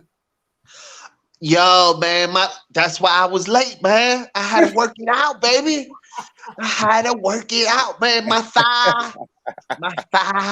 Hey, Chet Collins said redheads are as sexy as fuck, especially if they don't shave their beavers. Man, you know, the first fucking girl I had, the first girl I got clothes off, she was a redhead, and she was fucking so white. I thought she was albino, man. Kind of fucking turned me off, bro. Hey, yo, was she the epitome of motherfucking? She was the one that taught Rick James to be a super freak. You know what I'm saying? Them redheads, I love that fire. Oh man, yeah. fire crotch, we call them around here, bro. Yeah, hell yeah, brother, no doubt. All right, guys. Well, this is the end of episode 26. Join us Thursday, 10 p.m. for 27. Bruce, you're the honorary fifth horseman, and you got the key whenever you want to get up on here. Now, since Dusty Sausage came at the end, but still blew it the fuck up, you have anything you want to say, my brother? Nah, you know what I'm saying? Just like my baby brother Goldust, you know what I'm saying? I blew it up at the end. I hear that, bro. No doubt, man. Now, stay backstage, no doubt. Of course, we got Mr. Bruce Goals, the fifth horseman. You have anything you want to say to us and the crowd and everything, my An brother? honor to be up here with you characters, man. Just a good time chirping wrestling, bro. And I can see, man. Next time we come, we gotta answer a lot of these questions from the chat over here because you're getting a lot of response over here, and it's good to have people in here participating in it. Otherwise, we might as well just go sit around and pass the fucking blunt around with ourselves, man. Because there's a lot of participation, Jedi. You got some good action coming on here. Fucking pro wrestling and in the middle of the fucking boxing. What's better than that, bro? Hey, man, thanks for having me on here. God bless every one of you characters. God bless you too, man. Stay God bless you backstage. too, Bruce. No doubt. Stay backstage, my brother. No doubt. My brother, Electro Jed, please. All right, there's two things I'd like to say. All right, let me start off with, guys, for those of you, I am breaking into the boxing community, and you guys have been very supportive. I am having a stream tomorrow on my channel. Kodo and Brian and OG, Mark, and possibly somebody else is going to be there on a panel. It's going to be a closed panel, but we're going to have a good discussion about recent events. We're going to talk about boxing in general. And I would really love for you guys to be there and interact, because I'd really like to know what you guys think. And second, guys, if you're doing good, the season's coming up. If you know that people that are less fortunate than you, please go out there. Please go out there and help someone less fortunate than you. Do it anonymously. Do it for you because you want to do it out of your heart. And it not only will make them feel better and do them good, a blanket, a pair of socks, warm socks, it doesn't matter. New pair of shoes, just do it from your heart. It'll make you feel just as good as those people that are receiving it. And yeah, that's all I got to say. Thank you very much. And you also forgot that very soon we'll be holding another Electro Jeds and Jedi's auction. That's right. We're gonna have collectibles. Oh shit! We're gonna have Han Solo's blaster. We're gonna have the Rancor. We're gonna have Captain America. We're gonna have. I mean, trust me. Last time It was OG Boogie who won the auction, and basically, you know, he gave it to Jay Blues, and you know, Jay Blues is about to be happy in a couple of days. So, you know what I mean? We're gonna let you know when we're gonna have this auction. It was fun. It was great. If you guys want to know how the auction went, just go straight into my videos and check out the Deadpool auction, and you'll see how it goes. It was fucking awesome. And you know, the proceeds go to Electro Jed's channel, my channel, and also, you know, we will be giving out prizes as well on the behalf of the Jedi, not Jed. So I just wanted to add that on to your goodbye, my brother. All right, thank you very much, and thanks for having me again. Always, bros. Yo, you're a horseman. What the fuck you talking Yeah, about? that's true, but still, it's polite. It's No polite. doubt. No doubt. No doubt. Stay in the back, brother. Be right with you. And finally, we got big Brian Hawkin. You have anything you want to say to the wrestleheads? Yo, guys. Well, I was unlit, so I missed the beginning of this, so we'll be watching the replay. Value, but thanks for having me on. Always a pleasure. And everyone, remember, guys, have a good one. And the pleasure was yours. Definitely. And finally, for myself, the Boxing Jedi, saying good night to everyone on behalf of the 4 Horsemen. And tonight, you've seen it. It was the 5th honorary horseman, who was Bruce Goals. My name is the Boxing Jedi, a.k.a. the Jedi, a.k.a. Ooh, yeah, Macho Man Smoke Savage. Yeah. For Electro Jed, OG Boogie, Brian Hawkin, and Bruce Goals. God bless. Stay vigilant. Peace.